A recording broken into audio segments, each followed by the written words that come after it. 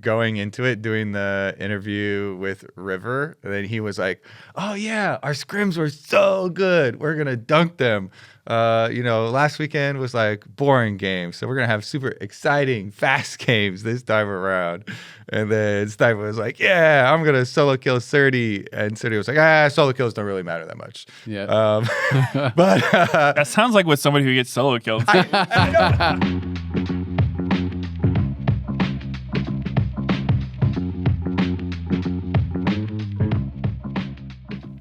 Hello and welcome to The Dive, driven by Kia, Season 9, Episode 13. We are back, and Spirit Blossom is also back. We're celebrating. We're going to have a big party this coming weekend. We got to play on the Rift. You know, how you enjoying Season 2 so far? It's been good. And for LTA next weekend, we are going to be back in the big studio. So if you want to come, Saturday tickets are already all sold out, but there are tickets available on Sunday. We're having one of the big after party days. I know there's going to be cosplayers. There's going to be free food. They're giving away skins, Yasuo skins and Yone skins. There's merch. There's all kinds of stuff. You know, it's one of those days where the teams come and they like set up their booths and stuff like that. So you can meet some pros. You can hang out with some other fans and some casters. Some casters. Some casters will still be there. Some ball casters. This ball caster usually goes home and has dinner, but I might peruse some of the activities afterwards. Get myself some free stuff. How about you? Yeah, I mean, I'm down for the skin for sure. Get me in there. Yeah, I love playing Yasuo. I play him all the time. Yasuo jungle. Yeah, I'm definitely a Yasuo main. Well, it should be a lot of fun. Season 2 obviously kicked off this last week. We had Matt Froxon come on and talk about it, and we got to see our kind of first pro games now on the patch. I actually really enjoyed it. I thought last weekend's games were some of the most entertaining from LTA North like ever or of the whole year. I mean, because it just feels like, I don't know if you guys have been feeling this, but I feel like we've had so many one-sided stomps. Even in series where it's like the score is close, it feels like, okay, it's stomp, then another stomp, then another stomp. And in this one, it felt like kind of the opposite. We had a lot of close games. We had a lot of kind of like exciting series. And it was interesting because it was going into a week where I thought it was going to be like 2-0, 2-0, 2-0, 2-0. You know, like it was all the top 4 teams versus the bottom 4 teams. And I was expecting it to just be an absolute just stomp weekend. But it ended up being actually really, really fun. Yeah, I liked it a lot. I wasn't sure, how the objective changes would shape out with like less grubs and whatnot. But I totally agree. I think it's one of those things where I didn't see it as a problem necessarily with it spawning at 5 minutes and having 2 sets of grubs, but I think the change is super nice where it's, there's actually more time for laning, so it's not just a 5-minute swap, which we did see. There were still some early swaps, but it wasn't like you absolutely had to. There was more laning phase, which was nice. And I totally agree. It was good. I also feel like we saw more early ganks than we've seen throughout the entire rest of the split. Like almost perma, it felt like we were getting 6-camp clear before. And not that most of the games weren't still that, but like the Umpty game was a 3-camp clear, 3-camp gank top. I feel like we've had a decent amount of early gankers between contracts, and Umpty did a 3-camp clear ganks before.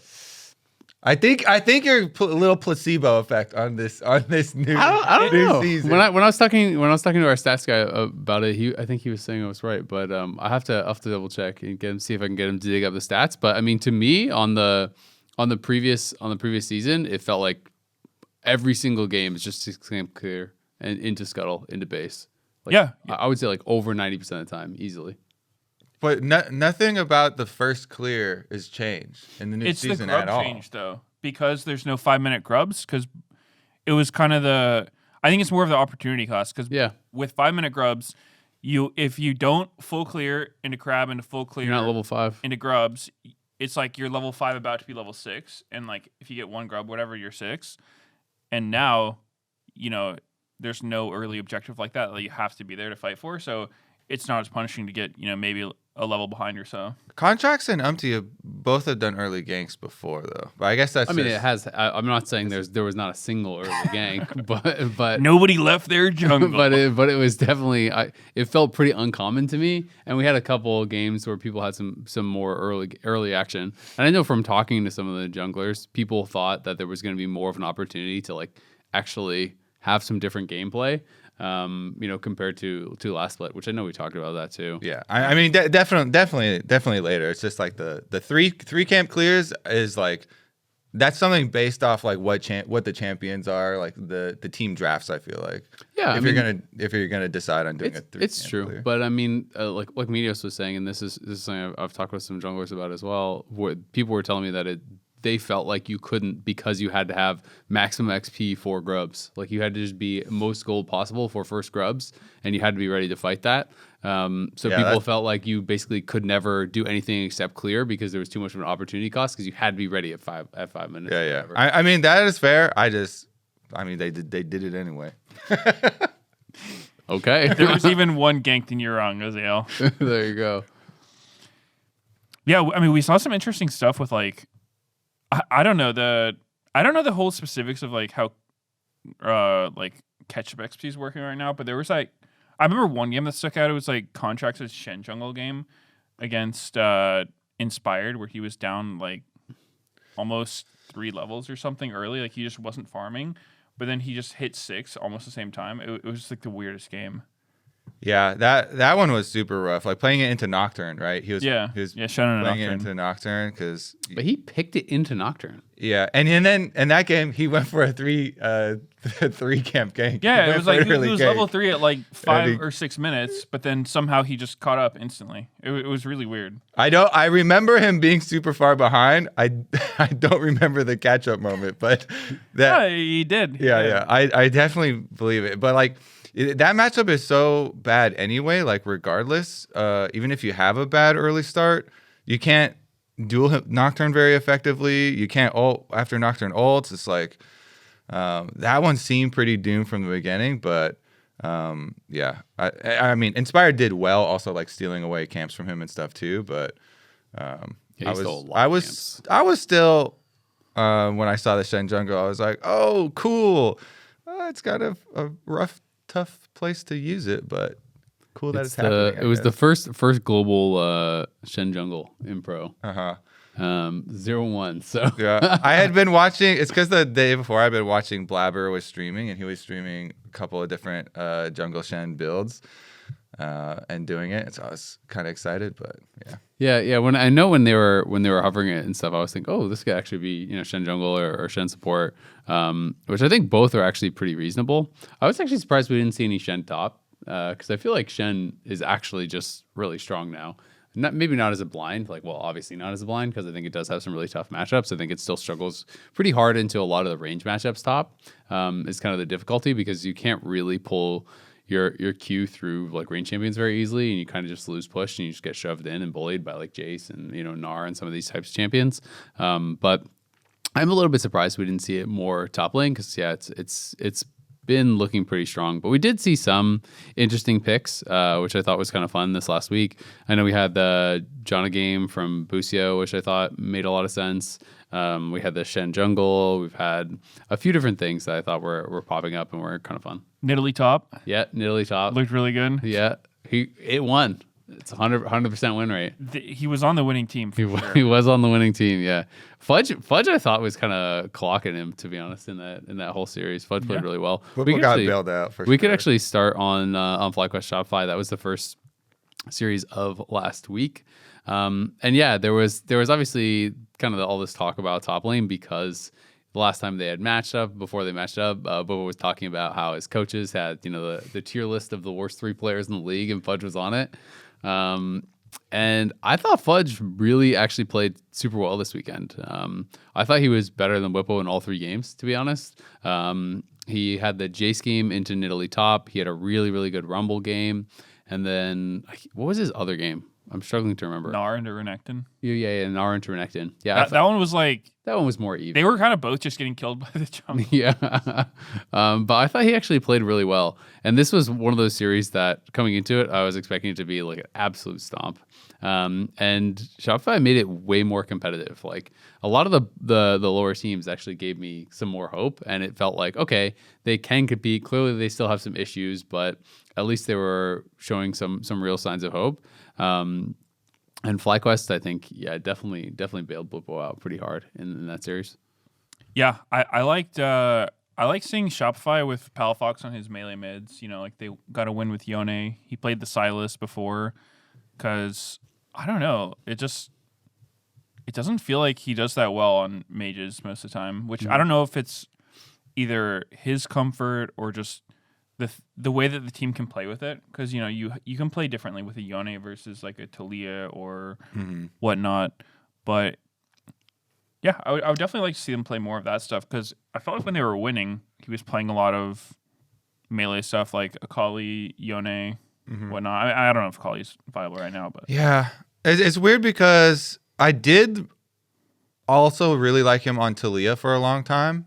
Like way back when he was on Energy and stuff, you know, and they were winning a lot too. Like he could play that and split the map, or like you're saying, he could play some melee solo laners to go split push, and that seemed like that was really good play style for him and for the teams that they've been on.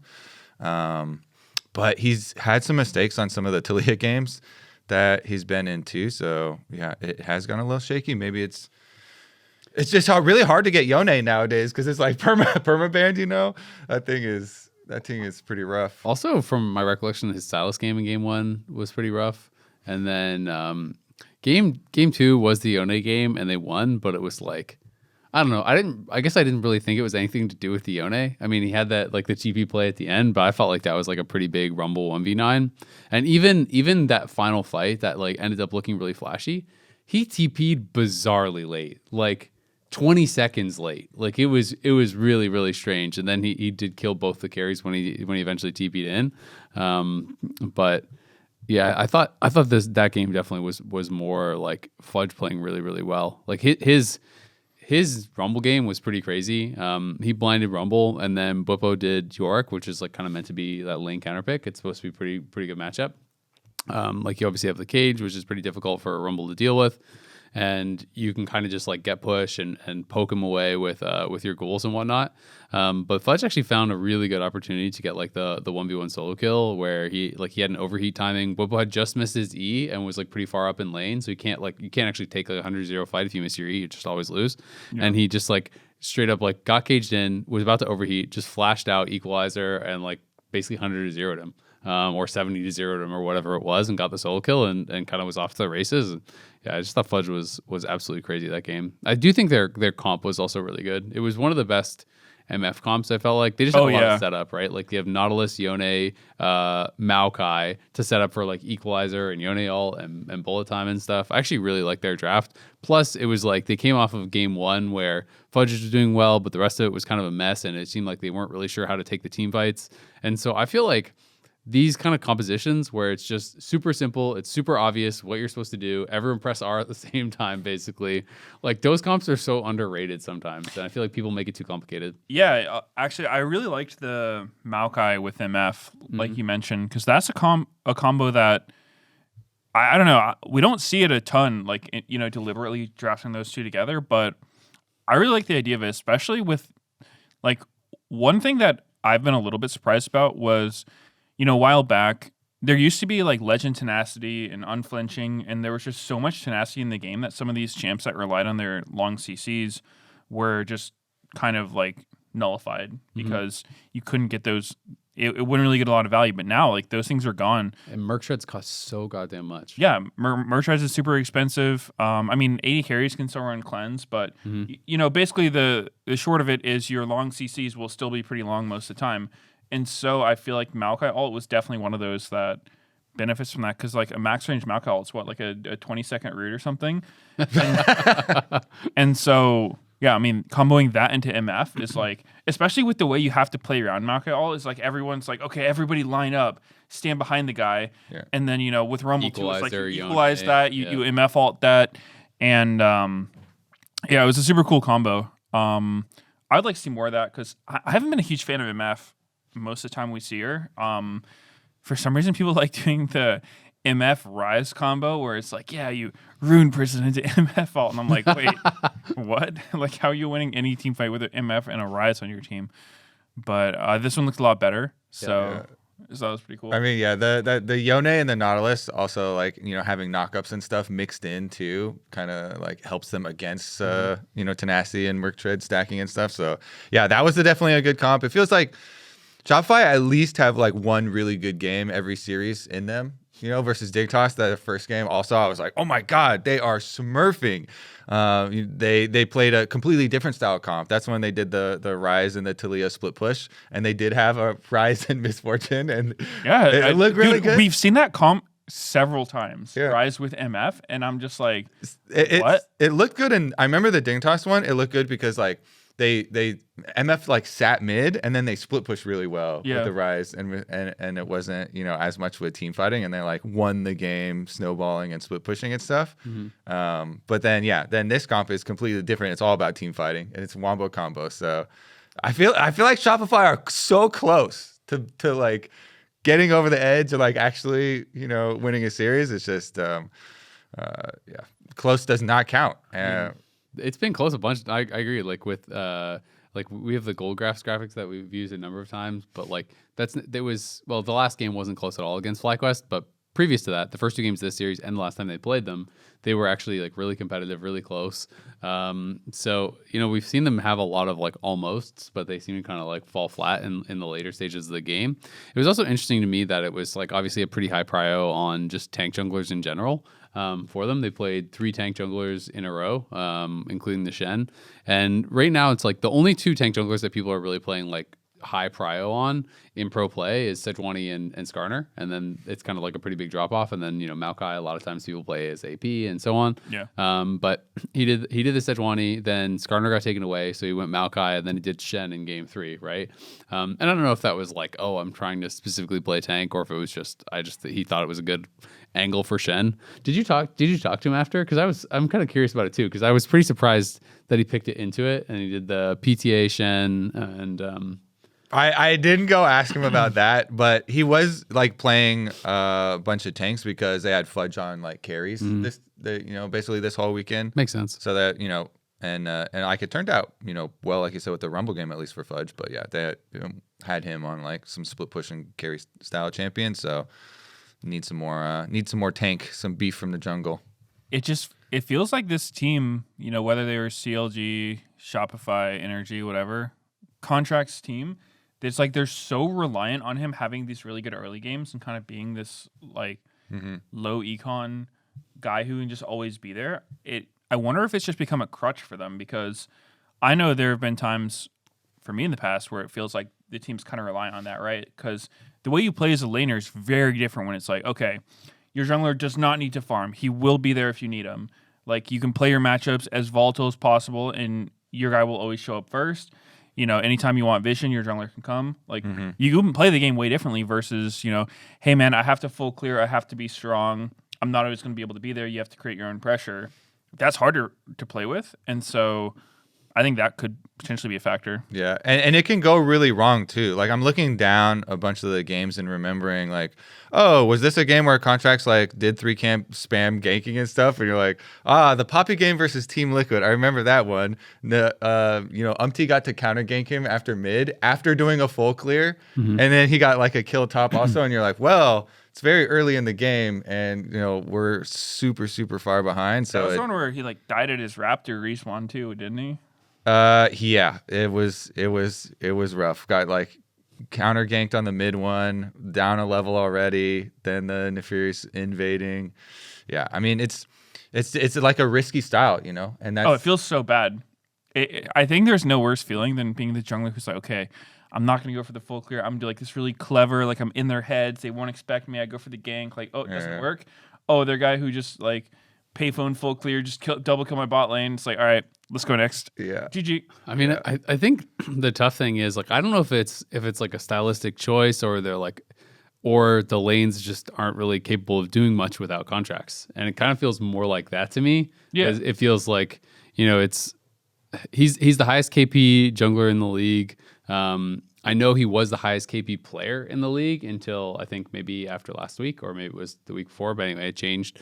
And a couple supports have higher now, but he's like 77.4% kill preservation. He is like, and then by comparison, it's kind of interesting. It's like Blabber 67, Inspired 68.7. It's like clearly they believe the correct way to play the game is power farm and be strong in fights and like perform and show up on the right timers. Contracts, it feels like, has to do these plays because his team isn't really doing anything without him, right? And so I think that is a really tough situation to be in, where your team is so reliant on you making these plays, and then it also becomes more predictable as a result, where it's like, okay, if all your lanes are just going to kind of not really be doing anything on their own, and you have to force ganks, well, the other team knows you have to force ganks, so they're going to early ward, and they're going to play back a little bit and watch their jungler get 3 camps up, right? Yeah. And so I feel like that is the really tough thing for them. But regardless of that, they seem to be able to get into pretty good positions. They just don't seem to be able to close games. So to me, that speaks more to like, poor coordination, or just like the team fighting isn't good, or, individual mistakes or whatever. And to me, when I watch them, I feel like more than anything, in a lot of their games where they are kind of like bungling advantages, or they're in a good spot and then it falls apart, it just feels like this team looks like they have very different ideas of what they want to do. And it's hard to know from the outside looking in, like without being able to hear all the comms and stuff, right?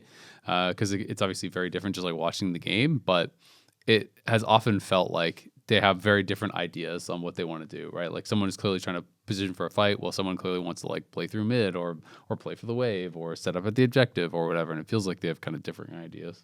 Yeah. This series also made me kind of... I remember when Sven was on the cast doing his like 80 carry tier list, he was kind of mentioning...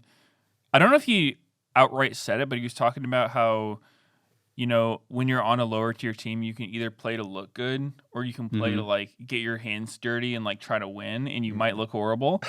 And it kind of made me think of B-Voy, because I don't think he's bad or anything, but he is, in my mind, one of those guys who everyone's like, some people say he's kind of like Elo held or whatever, being on this team. But I think there was a really good example in the last game where Contracts and C9’s found this like pretty big engage in like the bottom river fight, and Xayah had flash ult. Like he could have followed up on it with flash ult and just insta killed 2 people, but he didn't. He just sat back and then ended up like blowing his ult when Nocturne ulted someone else because he was super scared, and like flashed out and did ZDPS.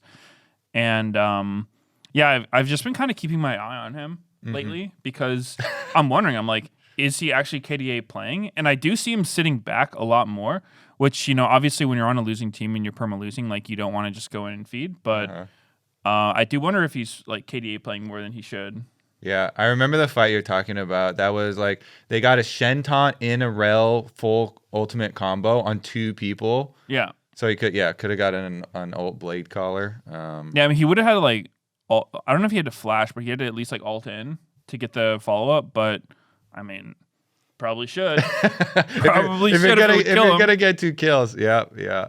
It's always tough in these situations too, because it's like it's always these weird situations where, people talk about similar things where when lower teams is like, oh, why are they always overgrouping? It's because they've like lost all trust in each other in some ways, right? Where it's like, oh, you should play out the game through split push. You have Rise. But then their scrims have shown them time and time again that when I go to the side lane, my team gets caught and we lose the game. So then they group, and then they're not playing to their team's win conditions, so they lose the game that way. And it's like, I feel like with 80 carries, it's kind of that thing too. I will say, I don't feel like people are popping off about how good B-Boy is this year as much as last year. Last year, I think he was getting a ton of credit. This year, I haven't really heard too many people talk about him. But it is one of those things where it's like, if you're going to, ult flash aggressively or whatever in a fight, or like this kind of idea, maybe the situation you're talking about is just like, he should have done it. It's just strictly incorrect not to. But if you're going to make those aggressive plays, then you kind of have to have faith in your team that they're going to like peel for you correctly afterwards and stuff, and be able to keep you safe. And if you don't have that faith in your team, then maybe you're not going to do that. And it's like all of these little things that really do make it tough when your team is losing a lot. And that's why I don't think scrims are everything, but I do think scrims mean something. And it's like when teams are getting pounded in scrims over and over and over and they're losing faith in their teammates, I do think it's actually a really big deal, right? Because it'll change how you play. It's like, if your jungler is like, I'm coming top, and you're like, I've seen us lose this 2v2 15 times in a row. Like, please don't. I'll farm. You know what I mean? Like, it's like it's impossible to not have these things in the back of your mind. Yeah, definitely. And because it's a normal human reaction to just remember what has happened, right? Yeah. And as much as you say, like, you got to believe in your teammates, it's like, if every time I play Rise and I touch a bottom wave, I get 6 minions, they get 4 kills in Baron. Like, it's hard to feel like I made the right choice. Yeah. So I get it. It's the correct play. Yeah, exactly. And so I get why people fall into these things. But I think that's just when you need like you kind of need to have a really good shared team vision of stuff. Because if you do that and then in review, your team is like breaking down, okay, like, we obviously messed up really bad. Like, what you did was right. Here's why it went wrong for us. We learned this. We can take this away. That doesn't feel as bad. But when it's like, hey, man, did you need to go bot here? Yeah. It's like, wouldn't we have just killed him if you were here? Yeah. And it's like, I don't know, man. Yeah. Like, what do you want me to do? It's hard because like is it fundamentally like already a lost cause then if there's all this trust breakdown and you can't play correctly because all these bad things have happened in the past, and so then it feels like you're making suboptimal decisions to like cover up other issues. Oh, I mean that's literally life on a bottom team. That's the entire time. Like, every season, especially because rosters are so there's so much turnover. Yeah, it's like you start working with this group of people.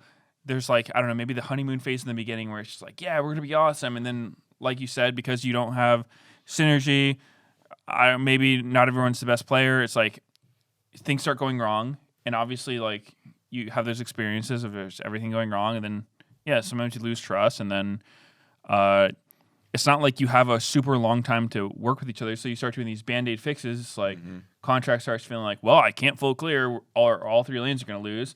So I got to start going for these like higher risk plays, and then I don't know if that's exactly what's happening here, but it's something that definitely can happen. So it's hard. It's hard to break out of that cycle. It's really interesting because, like, to your point, it's like, isn't it already kind of screwed? It's like, well, if you're on a bottom team and you're in that situation, you're probably realistically, I know everyone says they are, but you're not playing to win the title. Right? Like, you're just playing to like win as many games as possible, like make it to playoffs, have a good performance.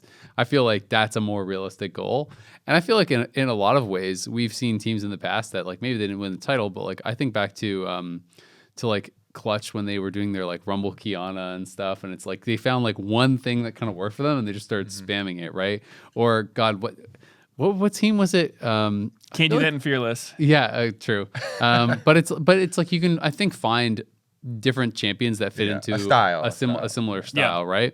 It's like maybe we're gonna play tank junglers and we're gonna play like 3 engaged champs and we're just gonna play like Liquid. All like that's Team Liquid. There you go, right? But I do think being able to like paper over some of the deficiencies with like a more simple way to play is sometimes smart. But I guess it just really depends like what the team's goal is. It's hard because I feel like the more Band-Aids you have like that, then the less flexible you become, and you become really reliant on these things. And it's like, okay, the meta's different now. How do we do these things? And it's like, well, as a laner, I really liked it when you didn't have to farm at all. Like, I like it when you 3-camped my lane. Like, can you just keep doing that, even though it's like a completely farm meta? Like, I know you're on Zyro jungle, but like, how about a level 2 gank? How's that sound? So it's hard. I mean, you ideally don't want. In my mind, you don't want these Band-Aid fixes because it's going to hurt you in the long term. Of course, yeah. But so many of these teams aren't playing for the long term. Like, a lot of these players are just trying to get signed next season. So they're like, well, I don't want to look horrible. Like, I'm doing what's good for me. When you're on DSG at this point in the year and you're like 1-8 or 1-9 or whatever it is, whatever their like record is now at this point, it's like, does anyone on that team still think you're going to win the title, right? Like, you're playing to, I feel like, just like make some sort of improvement or like showcase your skills or make some steps forward. And maybe I'm looking at it in like a negative light or whatever. But every man for himself. But I feel like it's just like at a certain point, it's like you're trying to get some wins, right? Like, you're trying to be able to build some confidence. Like, you got to start somewhere. I'm not saying you want to be able to do that forever, and the best teams shouldn't, right? They should stay flexible. But there's also examples where I think certain players have like really defined strengths, and when they branch out of that, it doesn't work as well. So I kind of like how you open the conversation, Meteos, when you're talking about, okay, you have two choices. Are you going to play to get your hands dirty, or are you going to play for like self-preservation, and try and stay safe? And at the end of the day, I mean, from my perspective, I would like to go try and get your hands dirty. Maybe that does have ramifications for you, individually, and you're trying to People are playing for their spot next year. Yeah, you're trying to focus on self-preservation and stuff, but I'm like, I mean, it's definitely hindsight, but you're like, oh, what would have happened, if he did like go for that, flash play? Like, you're using all of your safety nets, your flash and your Zaya ult, and you're like, well, now I can't, play for myself anymore. I can't play for self-preservation, but I'm full sending for this big, exciting play. And to me, that's how we got the highs of energy winning the LCS and like beating G2 internationally, because those players, and they had some similar players here, that's why we're using them as the example. Those players, it felt like every week we were setting up the storylines and we're like, well, they're crazy. They could beat anybody. They're wild cards. They could lose to everybody too. But then it happened. And when it like hits and they like full send and they play to get their hands dirty, then sometimes you can actually win the title. To your point of like, are you playing to win the title, or are you playing to go next? Yeah. Well, let's say it's a little bit different situation than Disguise is right now. There's some teams that I think you are definitely going for it. And again, to me, it's not about like, oh, I'm not recommending that all these bottom teams should just play for KDA. I just feel like as a coach, confidence matters and getting some wins matter at a certain point. It's like, I think maybe you have to have shorter term goals for a team that is like really, really struggling. Because I feel like you can't fix everything at once. And so sometimes being able to simplify one aspect of the game to focus improvement on another aspect of the game, it's like, all right, we're gonna really make it so like we're not drafting champions that like have to heavily side lane, because that's just like an extra factor that is too complex for us right now, or whatever. You know what I mean? Like, I feel like that can sometimes be pretty beneficial. But another series that happened was TLDSG. This one happened right after the FlyQuest series. I feel like this is now a couple weeks in a row that Castle has kind of been struggling. Running it down. I had felt like he was individually having some of the better performances on the team, and I don't know if sometimes it can be this weird situation where like, I'm sure you've all played games where you're playing a game and you feel like, like I've got to carry this, you know what I mean? And then you're trying too hard and you're like taking more risky fights or trades or whatever, and then you just end up killing yourself and like completely ruining the game. And I don't know if it's a situation like that or what's going on, but I felt like he was looking like the strongest kind of piece of the puzzle. And now 2 weeks in a row, I feel like he is looking like he's on the struggle bus. Yeah, so I think part of it is the champions he's on, because I don't know about Aatrox. Like he's been getting picked some, but it's kind of rare that he actually looks good. I don't even know if this champ is that good. Apparently he's been doing like fine in like Eastern regions or whatnot, but every time we've seen him in LTA, he's kind of struggling. And I know Aatrox is a champion who's like, he's very tuning reliant, because he's a drain tank. If you're ahead, you're killing everyone and you're not taking any damage. If you're behind, it's the opposite. You're just going in and feeding. And I remember like his first game against Liquid, it kind of looked like, he was doing the most. He was hitting his sweet spots and whatnot, but he was just dying. I looked up at one point, I'm like, hey, this dude's like 0-5-0. What happened? Because it didn't feel like he was feeding. So I don't really know. It's hard to diagnose because it doesn't seem like he's playing terribly, but his scores definitely don't look great. And I don't know about his champ pool. Like he's kind of. I mean, he's playing kind of everything, right? Like it feels to me like he's just trying to figure out like how the hell do we win, and he's kind of like trying all kinds of different champions because he's played a ton of different stuff. But their game last week versus C9, like game 1, his Vladimir game, he like solo killed top and was looking really strong. Game 2, the rest of his team was actually playing pretty well, but he had a pretty rough Aatrox game where he was getting stomped. And then his series KDA against TL was 0-14-2, which was definitely tough between the Aurora and the Aatrox game. Didn't feel like he had much of an impact. When you say it like that, Yeah. but I do feel like, to me, the more positive story over the last couple weeks for DSG has been, I think Abidaga has been actually having some really good games. I didn't have much faith at all in Abidaga coming into it, but I feel like he's actually had some pretty good games. I think his Talia game was strong. He had a really good Rise game recently. There's still all the volleyball. Yeah, exactly. Got that positive mental attitude. Exactly. Now. Get out there, get some sun, get some exercise. Yeah. So you mentioned, like, I think it was a week or two ago that you played volleyball with Scary Jerry and you liked him. He had a good attitude. And so I actually was doing the C9 podcast after the games on Sunday, and we had Scary Jerry and XU as guests on it. And it was pretty interesting talking to them because he said he hated playing volleyball with me. No, I didn't ask about volleyball, but just listening to them talk about the game and their team, they were, surprisingly optimistic. Like, I was impressed with their mentals considering the situation that they're in, right? It's like, I think from the outside, this team looks super, super cooked. It's like they're just getting owned every game, but they had like a really positive outlook on it, and it was nice. Like, I thought it was cool talking to them and just hearing how they look at the game, and I was impressed with their attitude for sure. Yeah. That was kind of my takeaway as well.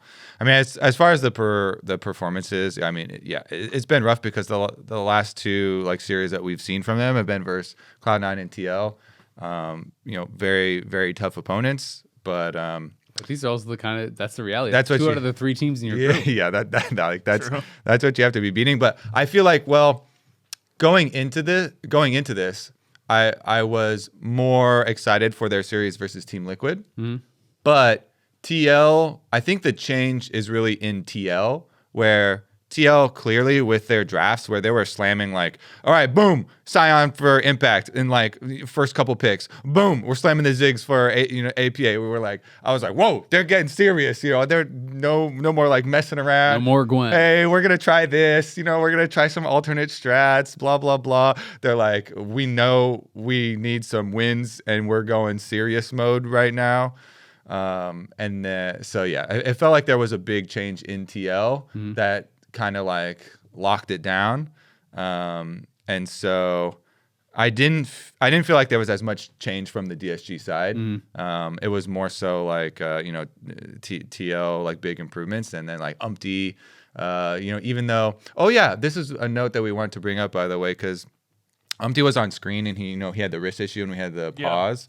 But apparently it's not what we assumed it was, which is repetitive stress injuries from playing games, because we all play so many games. He fell on it, doing some activity, and so it should be a temporary wrist thing, and so that's why they had the ice and they had their physical trainer there and everything working through it. But even with that big pause and with the ice, then he had like one of his best games that he's had this entire time on Zin, where he is doing the early ganks. He ganks top side, recall, gank bottom side, gank, and the entire team like gets ahead. And so like Team Liquid from that side of the series, I felt like just looked worlds better. Yeah. I mean, when you look at like Impact Champion Pool, like we were talking about too. So week 1, he played Gwen Jace, which are like two champs that he kind of gets criticized for. Since then, Scion, Rumble, Scion, Galio, Renekton, Galio, Scion, Rumble. It's like those are like Renekton and Rumble are probably two of his like, most consistent like Rumble. I would say if you want to talk about like pure carry, that's like the one people mostly point to as his best. And then has obviously played a ton of Renekton. He's always been good at that. And then just like a bunch of tanks. And it feels like they are going towards what they consider his strength now, and they're no longer kind of branching out. I was pretty critical of like his Gwen and his Jax at first stand. And I thought in split 1 as well, like when he was playing those, it did not look good. And they seem to have just kind of really like focused in on, okay, we're going to play this sort of style. And it's back to that TL, which I think makes sense. Like to me, Yon is probably just straight up their best player by far, I feel like right now. And I think you should play around him. And I don't think you can play you can't play everywhere at once, right? Like to talking about jungle stuff again, it's like you can't have all 3 lanes demanding attention. And I feel like if there's one person to play for right now, it is Yon.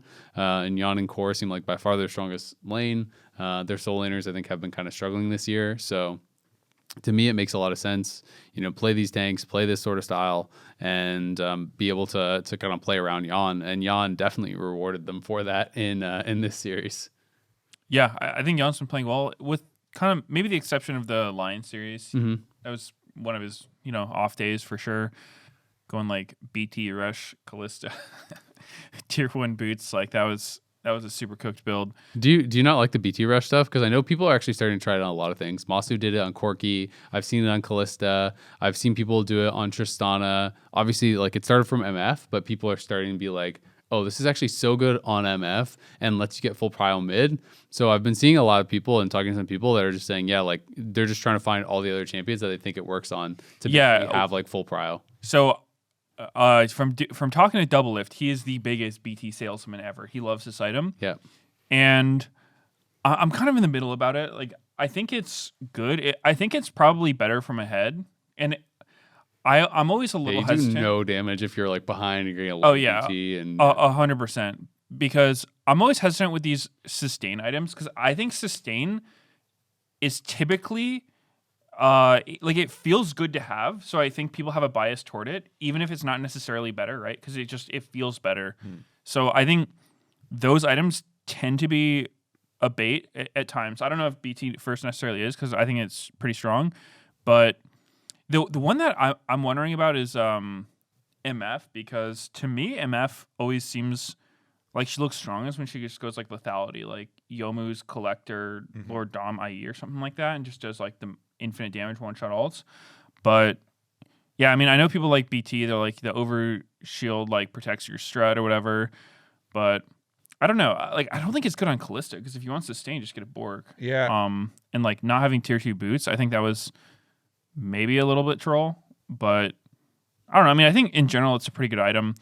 And you mentioned Masu's Corki, and I actually like that build a lot on Corki, because Corki has been kind of a bait in pro play this year, right? He has this insane presence and a pretty abysmal win rate all over the place, like 30-40% win rate for how much he's picked. And I've never been a big fan of the build. Like, I think going tier into Trinity into Manamune, kind of the Ezreal build, it's just weird. It's like slow early, and then it spikes mid game if you're ahead, and then it falls off again late game because you're an 80 carry who's not actually like this a hyper carry threat. Like, you don't carry late. So I actually really like this Corki build where you go like BT, because he's kind of a champion that wants to be able to like get in your face, like Valk on you, trade, and then be able to sustain back up. And then also, like, his passive is one of the most insane steroids in the game. It's like just 20% true damage on your autos. You saw in the game Masu did, where I don't know about the rest of his build. He went like BT Collector IE with swiftness boost. He had like 0 attack speed or mana. Probably could have been a better build than that, but I did like the idea of it. I feel like just getting a ton of AD on Corki, going crit, just being this auto attacking threat is probably better. It's definitely better late game. And so I would like to see more people try that, because I think it's just better than the Manamune Trinity thing. The BT thing is kind of interesting because it's not exactly the same, but it's a little bit similar to this discussion that was had for so long about the Bruiser Mage builds, where you're kind of indexing a bit more into health and like the Catalyst Sustain and stuff like that. Very similar, yeah. So it's like, okay, am I going to go full damage? Do I need to go full damage? I think is the real question. It's like kind of game to game, depends on what the rest of your comp is bringing. If you guys have enough damage. Because if you do, then it always feels so freaking good to either, be the Rod of Ages mage or be the BT, AD carry, because then like your team has damage covered and you're way harder to kill type of thing. As far as the exact Corki build, I 100% agree with you. The only thing I would change would be the Collector into Lord Doms. There was a recent post about the math behind the damage, even on second item rush. Lord Doms is more damage than Collector, and then obviously it scales much better too. So I've become a full unless you're rushing Collector first, I'm a full Collector hater now. I've joined the ranks. I think you can also do like Essence Reaver. Is Yeah, bad I was gonna say as well. Essence Reaver. Yeah, But it's like, as both Essence Reaver and BT, it's like in that same realm where like you kind of want them first almost, you know what I mean? Like Yeah. if you're playing that quirky style. But yeah, maybe you could just go like ERBT, or you could do based on how aggressive you think the lane is going to be. If it's like really spicy, maybe rush BT. Otherwise you go Essence Reaver and go BT second, then get IE third. Like that could be pretty strong, I could think. But in general, I do think the quirky like crit builds are just better than the caster builds. Better than going like Manamoon and Trinity Force and Shojin and all this sort of stuff, and just being more caster style. Because yeah, it does feel like you just kind of don't really scale that well otherwise. Yeah, because I think that one of the AD carries' main roles, like the reason that they've been such a staple in League for the long time, is it's like Kill the tank. Exactly. That's who kills the front line and objectives and structures and whatnot. And so when you take mid does it too to an extent, right? Like mages and AD carries are the primary people who like front to back team fight. They just kill what's ahead of them. So when you take someone in this role who can't do that, it's kind of like, okay, well, how are you killing it? Something Doublelift mentioned was like, he said anytime a team picks Ezreal, he likes just having a Scion on his team because Ezreal just can't kill Scion, which made me think of it. I'm like, yeah, that's kind of true. If there's a tank, right, and you're playing Corki, it's like, I don't think Corki's bad by any means, but you have to have some way of dealing with these champions. And there are some champs in other roles that can kind of deal with frontline. Like I think Gwen is the top laner who like sort of fills this carry role. Cassio Azir. Yeah, exactly. It's like you can kill Baron. Those champs can like kill frontline. So I think if you have that covered in your team comp, you can get away with some other stuff. But a lot of the time it does come down to the AD carry is the person who needs to do it. And so if you like don't have that, this problem came up a lot. I think when people first started playing mages bot lane, it'd be like, you're playing Syndra, you're playing Ziggs, whatever.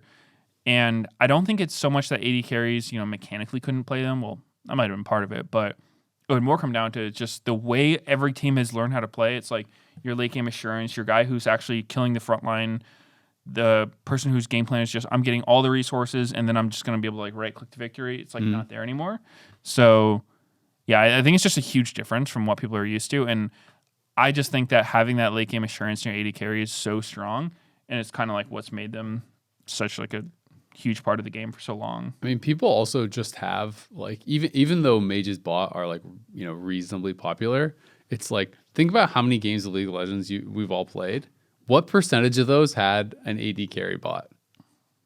A lot. Like 90 plus, 90, for 95, sure. Yeah. right? And so it's like, you are so used to how you play out the game with that style of composition. Like you have a way greater understanding of like how to play that comp. Like when you actually have someone who can step forward and siege, when you have someone who has consistent damage to kill tanks, when you have someone who has that consistent damage to take down objectives, it's like people are just, I just think it's so much about that. It's a similar reason that I think we don't see, like split push champs, like even if like Fiora's in a good place in pro play, we don't see champs that are going to play like fully through sides and like try to hard commit to a split push win condition or whatever, because people have played like 10 million games of 5v5 and like group for that. And, it's a very different style. So I think a lot of it is that. And I think that the mage comparison is really good for Corki because if you're going the caster build, you almost are more just like you're a spellcaster, right? Like, you are more similar to a mage. Like you're dealing physical damage, but it is kind of more similar. So it's interesting.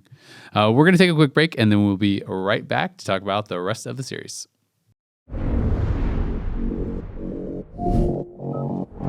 Ready, set, go!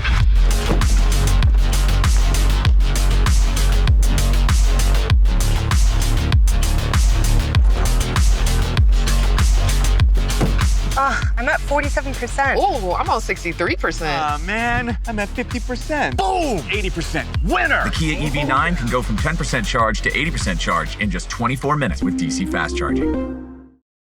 Welcome back to The Dive, driven by Kia. We're going to talk about the third series from last week, which was 100 Thieves versus Dignitas. And was another series, again, that was, I think, a lot closer than people were expecting. It was really fun because like going into it, doing the interview with River, and then he was like, "Oh yeah, our scrims were so good. We're gonna dunk them. Last weekend was like boring games, so we're gonna have super exciting, fast games this time around." And then Sniper was like, "Yeah, I'm gonna solo kill Surdy," and Surdy was like, solo kills don't really matter that much." Yeah. But That sounds like what somebody who gets solo killed. I was thinking that when he said that, but I was like, I'm interviewing right before the game. I wasn't gonna like respond with that. Sounds like your ass. Yeah, sounds like you're a loser, and then throw it away, take it away, lounge.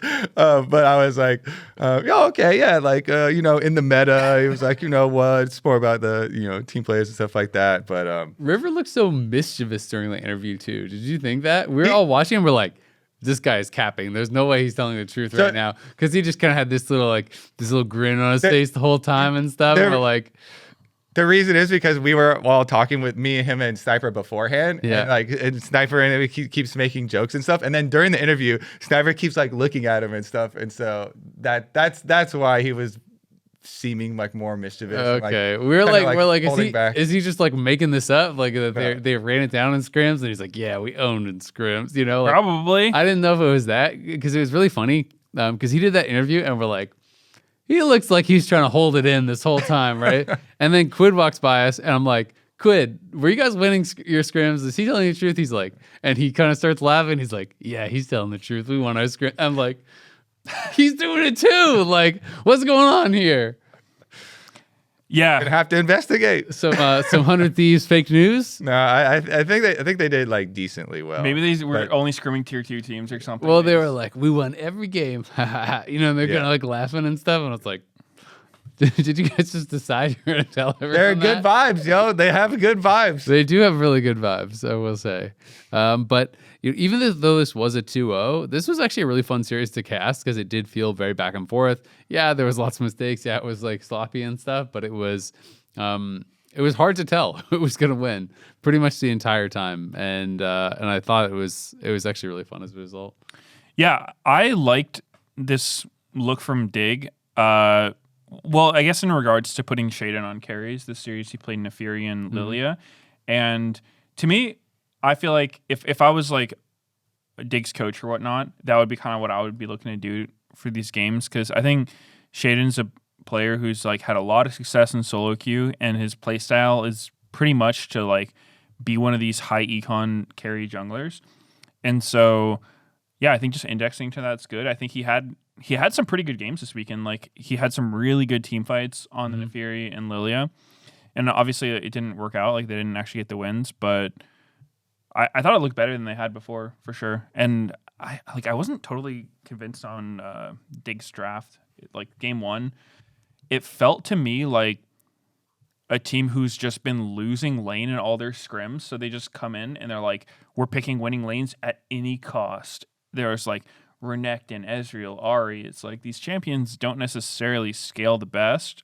Not sure what you're going to do late game, but they're probably not going to lose lane super hard. So, yeah, I wasn't totally sure on that, but wasn't bad. Yeah, I mean, the first game was the 46-minute super long. It's becoming a bit of a thing here with Dignitas. They have, I think it's top 4. 3 or 4 longest. It's top 4 now with this one. Games, yeah. Because this one made it into second place, and they already had the top 3. So yeah, Dignitas top 4. Maybe they picked all early game champs because they didn't want to have a long game, but then it happened. And yeah, I don't know. I wonder what it is. I haven't really like sat down and tried to like break down their games and figure out, like, are they just not pressing their lead when they're in advantages? Are they just like stalling out games super hard when they start falling behind? Like, it is kind of weird to have one team that's just having all the long games. Well, they keep, and a lot of them, a lot of previous ones, like they got behind, like the ones for Shopify, Dig was actually behind, and then so they were prolonging it. It was kind of a good thing. In this one though, it was like a bit weird because 100 Thieves were ahead early, but then Dignitas had that big bump at like 23-ish minutes or whatever, and everyone's like, dragon fight. Yeah, everyone was like, oh my God, it's the 100 Thieves thing. They, are going to throw this game versus Dignitas around the middle of the game, 20-something minutes or whatever. but then they clutched it out and started coming back with the Baron. And so it was just like a bit of a roller coaster. And then I feel like Dignitas scramble well. Like they'll win some fights, some critical ones, or like try and steal some objective or something like that. But yeah, I mean, I felt like you're talking about the scaling and stuff. Remember the way the game started, and like Sniper was doing really well in 1v2s. He gets a kill as they rotate their bottom lane up, and like Surdy goes in on the Renekton to try and like stun him and keep him there for their bottom lane that just swapped over or whatever. Else tried to give him the kill. Yeah, and then Snipers gets a counter kill, and you're like, well, shoot, and then that's what you say when the Gwen is ahead of your Renekton early. That's not going to be a good tale, but I mean, honestly, it's still entertaining. It's really entertaining to watch these Dignitas games because you still have a feeling, no matter what is going on in this game, that we're gonna get to some like Elder Dragon fights and we're gonna get to some Baron fights. I felt like game one they actually had a pretty good chance until we got really late game and all the kind of like luxury items came through. Because it felt like, okay, like they're finding some good picks, they're getting some good engages, like maybe they can actually burst down some of these carries. And then we got to a certain point where it's like Zhonya's on Gwen, Zhonya's Archangels, Roa on Quid, QSS plus Cleanse plus Mercurial Scimitar. Plus Merc Scimitar, and then I'm struggling to think of the tank item name. It's Jack Show. Yeah. Exactly. So it's like it got to that point where it's like, okay, now you hit the charm and it doesn't do anything. You know what I mean? Like you hit the charm and they cleanse. You hit the charm and they Zonias. You hit the charm and then like you can't actually 100-0 anyone. And at that point, I'm just like, you don't have a target anymore. Like what is the Nefurian Ari supposed to do? Like who are you supposed to actually kill? Yeah. And so game one, it felt like it was pretty competitive and pretty up in the air. But it hit a certain point where it's just like, okay, there's nothing else to do here. Like it's actually kind of cooked. We've been focusing on Dig a lot, but 100 Thieves are still not able to solve their hard throw at 20 minutes thing. It's actually it's a soft throw this time because they still won. Was it? Yeah, because hard throw has to mean you threw it and you lost, right? I don't think so. It's just like both of these games, if you look at the gold graph, like right at 20 minutes, something just clicks in their brain. They're like, guys, Otacon spawn, let's throw the game. And they just make some terrible play and they just all die. It's so weird. It's like, and it's just then at 20 minutes. They figure it out later. Their early games are usually pretty solid, but something about the mid game just makes them, just collectively lose their mind. It's really interesting. I want to see if I can find the exact graphic because this is something that some people in our store meeting last week were talking about. Oh yeah, like 100 Thieves, like they're so inconsistent. Like they always throw and I was saying, well, they often have these bad moments, but they pretty much never lose to teams below them. We got the graphics we got the stat request for it, and it was like they were something like, God, I'm trying to remember. I'll see if I can actually find the exact thing, but it was something like 19-3 over since like 2024 against teams below them in the standings. Yeah. It was like an incredibly high win percentage, and so even though they have these like throw moments, they basically never lose to teams below them in the standings. And inversely, their record against teams above them in the standings is like pretty much completely flipped, right? Like it's like they almost never beat teams above them in the standings. And they kind of have become this team that like is just the line, right, in the league where it's like, if you're below them, you lose to them. If you're above them, you beat them. And they're kind of like, they're the gatekeeper. Exactly. They're the gatekeeper. Of the top four. Yeah. Yeah, that's funny. Yeah, I would totally believe it, but I don't know. I feel like you'd have to hear their comms or like understand what they're looking for to get this. Because, I mean, even if they're not losing the games, I would still consider a massive swing in the game state at 20 minutes to be a pretty big throw. Mm-hmm. Because obviously, if you're up against a good team, that's going to be enough to lose. But if you're against a weaker team, you can still come back. So I remember this one, and this one was. It was Quid got caught and Sniper casted his teleport.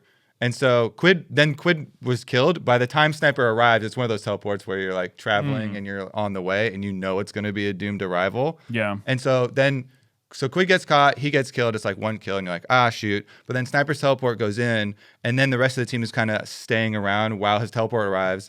and then they all got chased down. Oh, It was yeah. that drag. It was that dragon. Yeah, yeah. It was So the it end- Leo one. yeah. He just ended up in the worst spot. He had no So- flash. I'm just walking through river. It's because he was trying to come for the FBI landing a Varus ult on the Ezreal, and Kudo was like, "Oh, I'll follow up on it." So he came in, but then they realized the rest of Dignitas were also in the river, and he panicked and was like, "Oh no, I've gone too far and in too deep." And so that's like one pick, but then it turned into an entire ace.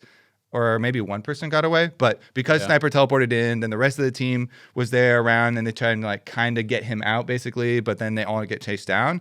That's what turned it into like a big throw. And so it's like it's one little thing that started as a pick, but then turned into this big like 3K almost gold swing Yeah, here. yeah. You know, I think maybe they just don't have that guy on the team that's just there to call off bad moments. And because it's a hard line to draw, because on one hand, you don't want to have a team where someone's just constantly calling off every play that looks like it could be risky, because that's just annoying and you'll end up not doing anything. But at the same time, if somebody's just super, super caught, it is completely doomed. You have to just say, all right, let him go. Just give it, Yeah. like concede a little bit. Like we lost a bit, it's fine. Rather than being like, oh, like we can go in, we can fight this, we can save them, and then you all just die, because that takes a little mistake into a massive mistake. Yeah. So I'm not really sure what their comms are like.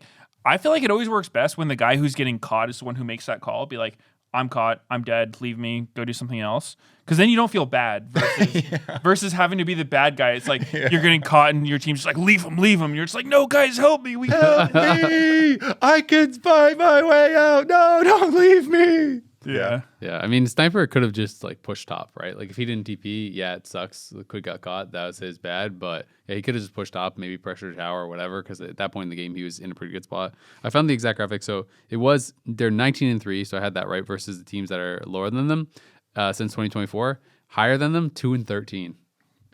So it's like, yeah, they pretty much never lose to teams worse than them, never beat teams better than them. So as much as they are like, they have that reputation, it's like they're like unpredictable, you know, like they could punch up or they could lose to anyone. It's like, well, not really. Like they kind of, to me, that identity comes from the fact that it's like they have some clear weaknesses in their gameplay, right? Like they have some clear like holes. Like they sometimes, you know, make these throws that like if you make those throws against a team that's better than you or as good as you, then they can capitalize on it and win the game. But likewise, when they do those mistakes against teams that are worse than them, and sometimes they have actually gotten pretty far behind early, even against some of these lower teams, I think they just have better hands. Like they're just going to keep forcing fights and keep forcing skirmishes and keep forcing 5v5s, and they are better than all of the bottom teams at these 5v5s. So eventually, like they are just going to capitalize. They're going to find the right pick. River's going to find a really clever engage. Like something is going to happen there, and I think that is really what puts them in the place that they're in right now, is that they're just very good hands, very good at these skirmishes.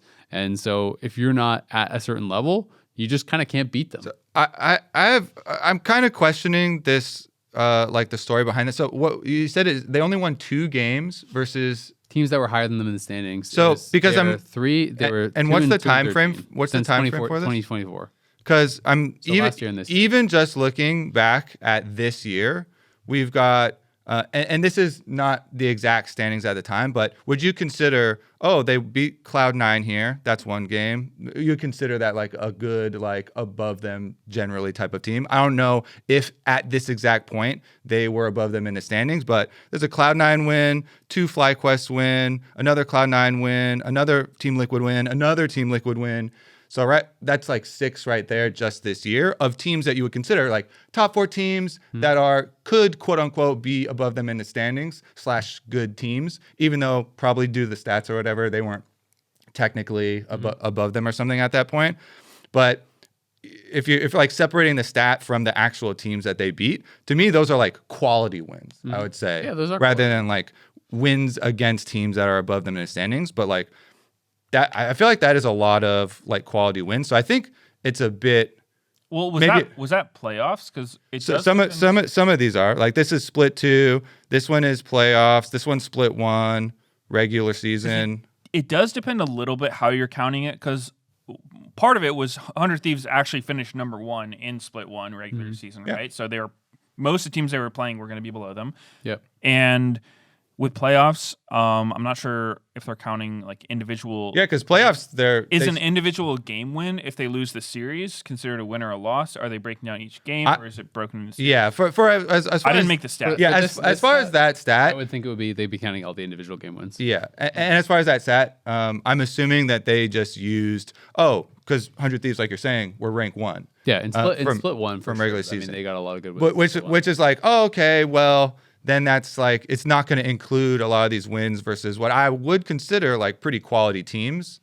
So I think 100 Thieves, like they have shown and do have this like good capability of beating the other top 4 teams. Not super consistently, you know. That's why they were very excited when they did beat FlyQuest in Split 1 playoffs. And Sniper was like, we finally defeated our Kryptonite. You know, and he like finally defeated, you know, Bwipo, who's been especially his Kryptonite. But yeah, I just think that they do deserve credit because like that's a decent amount of like wins against the other top 4 teams. Yeah, I mean, it could just be one of the fun facts that's more fun than fact. I don't know. Like, you just go with the narrative. You don't have to fact check it. I think it is pretty true especially if you look back to last year. I feel like it's true. No, it does sound right to me. I'll believe it. I'll go with it.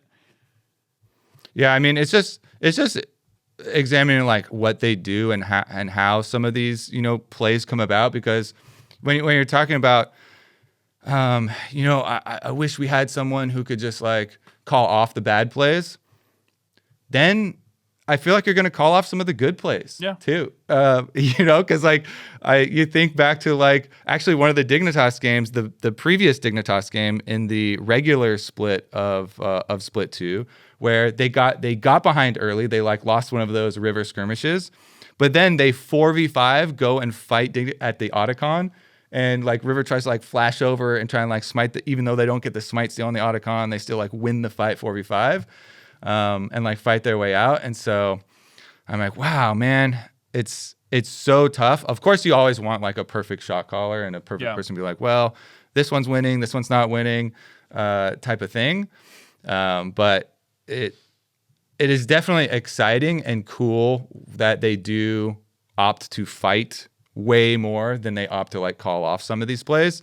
And that's something that, you know, like whenever we interview Inspired or like people on other top 4 teams, they always cite as one of the reasons that they beat 100 Thieves is that 100 Thieves are like always going to, you know, group and fight stuff.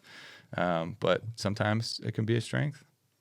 Yeah, definitely. And that's honestly what you said there is one of the reasons why it can be so hard for teams to improve, because sometimes in attempting to fix a problem, you actually like there's collateral damage with it. Like you create more problems. It's like, okay, we're just going to try to call off plays that look bad. And like you said, maybe you lose some of the good when you're doing that. And then all of a sudden it's like that fix you tried to have for one problem made you worse overall. And then it's like, it can be hard to figure out what you're supposed to do at that point. So honestly, one of the biggest struggles that teams have to go through. So I did a quick count just to follow up on that point to see like, okay, how accurate is this? Because obviously this is like specifically above and below standings. So against Cloud9, FlyQuest, and TL combined in 2024, they were 8-24.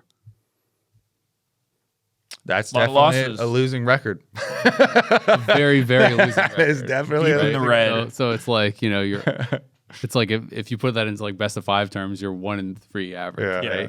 right? So I mean, they and the record against all the teams below that, quite good. Yeah. So it is pretty true. Obviously, like, you know, doing it exactly based off of the standings thing. It's just how our stats guy was able to capture those stats, right? Instead of manually pulling everything.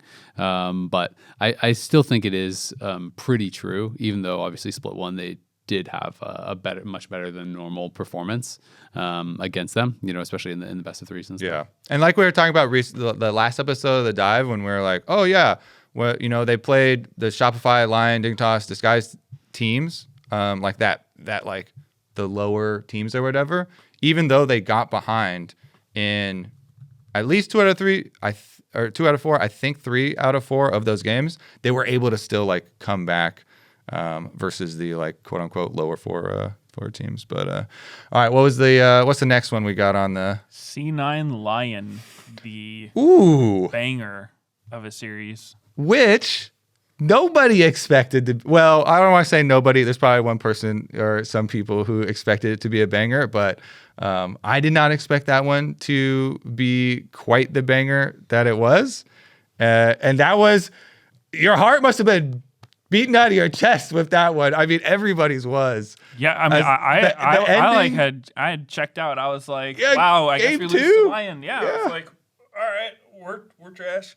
Nah, not really, but I don't know if you heard the reasoning, but apparently C9, like even just watching them, it seemed like they were way lower than their normal form.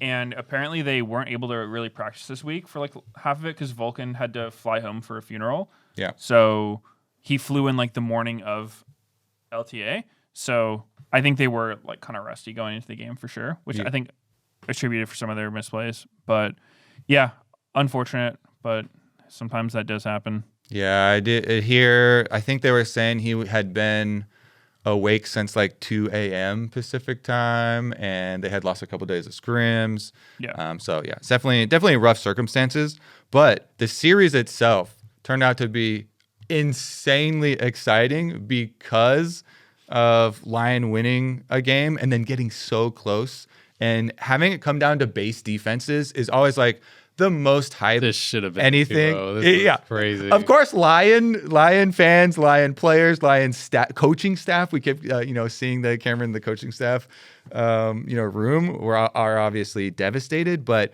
they got so close with the Elder Dragon, and then Saint has one of those moments where we've all been there. You're winning the game in solo queue or whatever, and you're like, yeah, let's go, and you go, woo, just sends it under the tower. And they're like, we have Elder, right? What's the worst that could happen? Well, the worst that can happen is you all die, and then Cloud9 run all the way back to the Nexus. That was really an insane throw. I think they had Elder. Did they also have? They had Elder, Baron? Soul, and not Baron, but they and a nearly 8,000 gold lead, and they were in their base. Yeah, that was.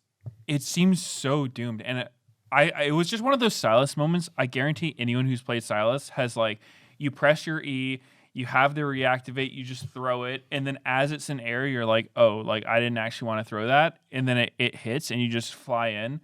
I swear I see that happen to Sylas's at least once a game. They're just always throwing it out anyway. Even if you can't just not reactivate your E after pressing it. Gotta use it. But I mean, it might have been okay after that, but like they kind of all followed up and just got like completely MF faulted. It was rough. This game is like, I swear to God, you pause it at that point in the game when they're entering the base. How many times do you think like you win? 98 out of 100? You keep going. 99. It's like it looks so unlosable. It was crazy. Yeah. Like that was I was watching this game at home, and it got to that point. I was like, holy shit! Like Lyon just 2-0'd him. Like this is so over, right? There's no way. That's what they put Elder Dragon in the game for. The description of the idea of the objective, it's supposed to be the game ending you win buff. Yeah, I mean, it's people always talk about minus 20% health, but it's even more than that because there's also the burn as well. That like, so it's like, I don't know, you lose like a quarter of your health essentially for playing against Elder, right?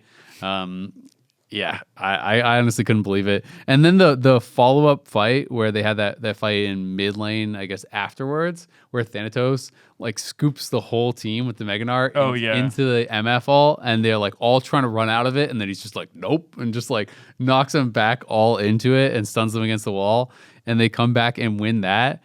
And like that was crazy. That has got to be so heartbreaking for Lyon, where it's like, that is like the only possible way they could have lost that game, right? Like it was just everything, like the wheels fall off completely right at the very end. Like you're at the finish line of your like marathon, and then you just completely trip and fall. This is even more heartbreaking for Lyon because I would 100% expect a team to mental boom after what Lyon's been through, right? It's like you start out strong, you're feeling good, 3-0, lose 6 in a row, and then you're finally starting your rally. You beat C9. You're about to 2-0 C9. Like, we're back.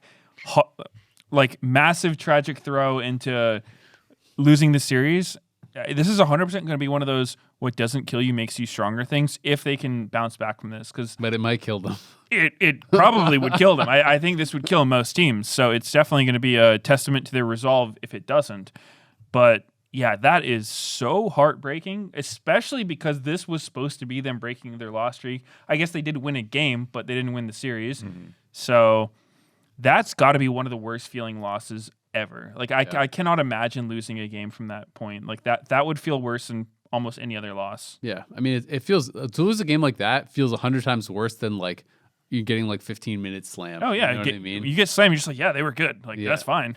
It wasn't like we literally won the game. Like the game was over, and then we decided to play it again and lost it. I think the key for them will be to not spend too much time reviewing like the end of that game, obviously, but reviewing like game number 1 and how they did win the game.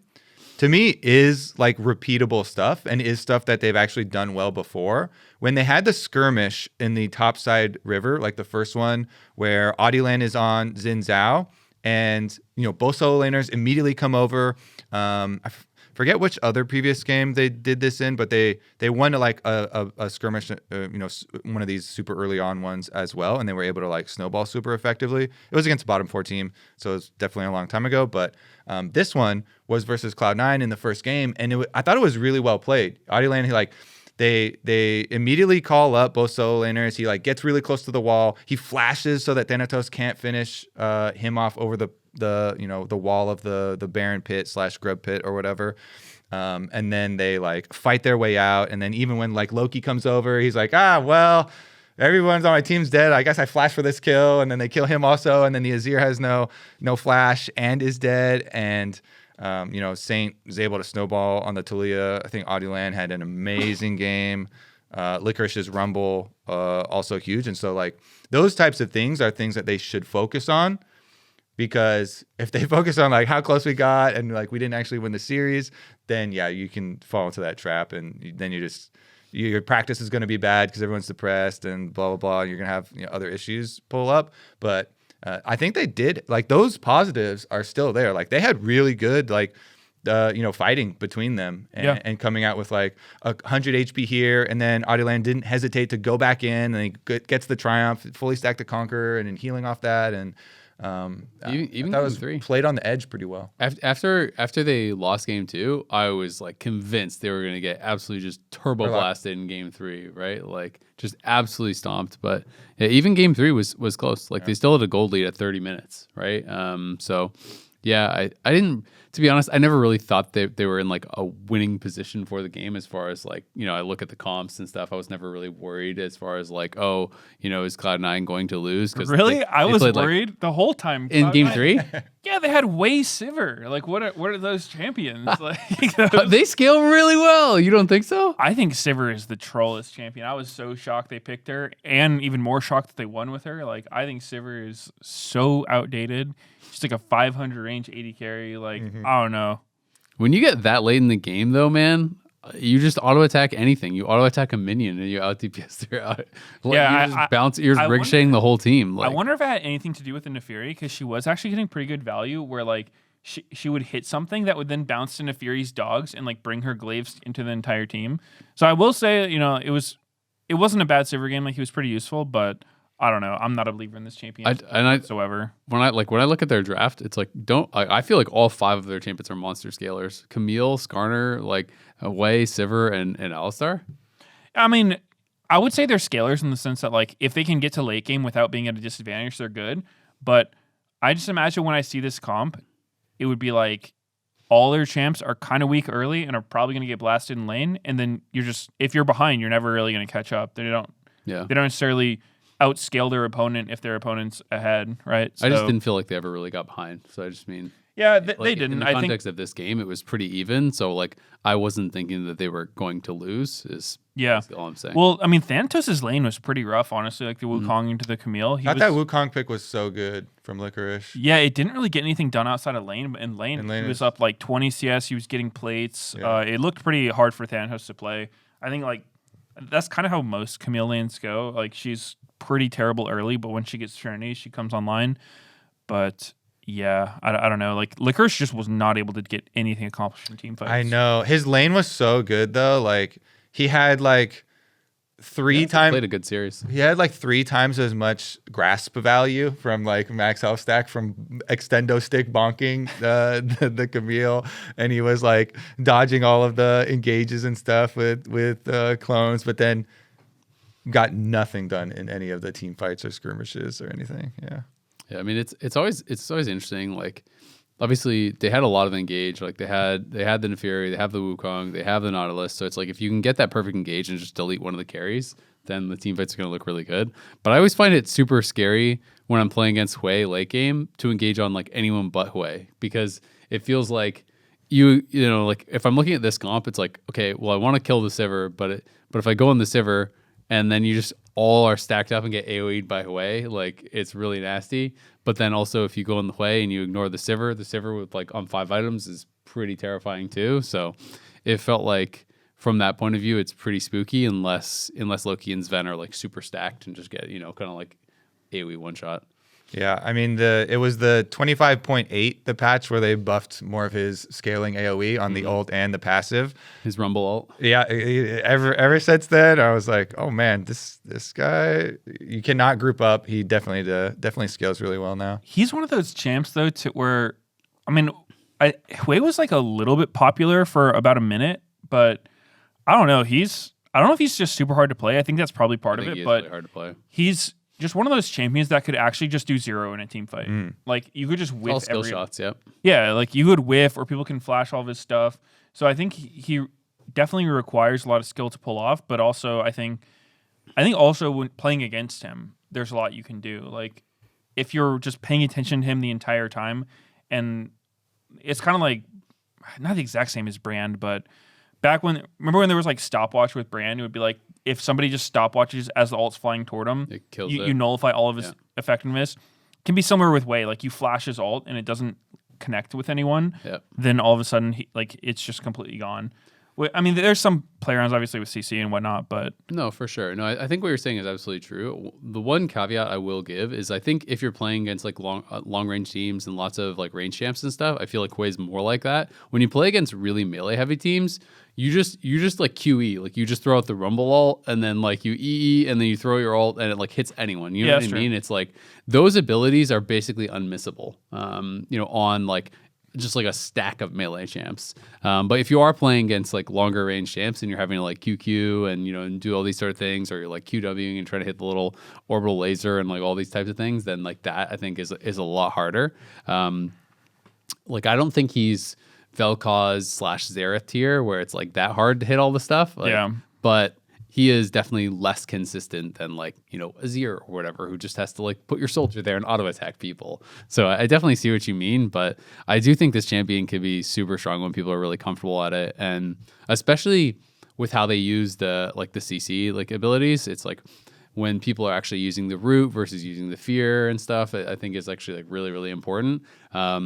And when I watch some of the really good Hui players playing and they're just like fearing people out of dashes as they're trying to engage on them and stuff, it like all of a sudden this champion that looks like it should be really easy to gank, where it's like, oh, it's pretty low mobility and whatever, and they're just like fearing all the dashes as you're trying to gank them and stuff, it becomes I think a lot more difficult to actually punish.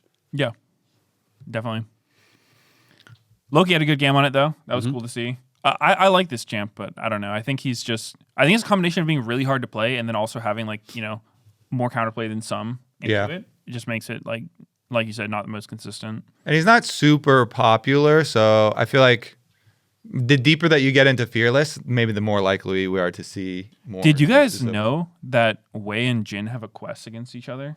No. I don't think we got it in this. I don't even know if are quests even enabled in Pro Play. I don't think so, right? Yeah, they are. They are? I remember because we did the Kha'Zix Rengar one. It was a while ago, so they may have changed the rules, but I'm pretty sure they have remained enabled. Okay. Yeah, I don't remember exactly the details. It was something kind of minor. But the conditions for winning the quest were like really crazy. I think it was like Wei has to kill Jin with the final tick of his ult or something like that. And then you get like a really small bonus for it. So it was a weird quest. It's called Golden Ratio. The quest is activated when both champions are on opposing teams and reach level 12. The goal is for each champion to kill the other using their ultimate ability. If Jin kills Hui, Jin gets 4.444 lethality. If Hui kills Jin, Hui gets 3.33% magic penetration. Isn't that such a small bonus, though, for killing with your ultimate? I feel like you should get some crazy bonus. It's like, how is Wei ever getting the last hit on Jin with his ult? That's so hard to do. Yeah, I guess so, but I guess it's your philosophy. Do you want a lot of power in this like weird side quest? Yeah, that's only it's rare. It should be sick. Yeah, it should just be. It should be. Okay, look at 44 lethality. Okay, Kha'Zix versus Rengar getting your 4th evolution is crazy. Yeah, it is. I feel like Rengar gets the short end of the stick on that quest, by the way, because the Kha'Zix end is way better. Some of them are actually pretty favored to one side or the other. The Shen versus Zed one actually feels like reasonably impactful. Shen's reward, you get 30% more on your passive shield if you win the quest, and basically like you just have to kill the Zed at some point. For him to win, he has to kill 2 enemy champions near you without dying to you. So like you can kind of like just choose, like you're just not gonna ult in on like a losing fight or whatever, right? And he can't really win the quest. But if you ever find an opportunity to kill him, then it's actually pretty impactful. I think my favorite one is the Thresh versus Lucian Senna one, because if Thresh wins, it's like say Lucian and Senna are on the same team, Thresh can get the like credit for both of them. And then you can actually play 80 Thresh if you get it. You get like crazy range and crit, like because you basically get some of Senna's passive. Yeah. Oh, that's interesting. Yeah, it's super cool. Obviously, it's like you can't play around that. It's like, yeah, I'm going 80 Thresh, and I hope to God I'm winning this quest. You just gotta believe in yourself. Yeah, but I think those are super fun. I like when they're strong. I feel like it's rare enough. You know, it's never gonna be meta defining. Like it's cool.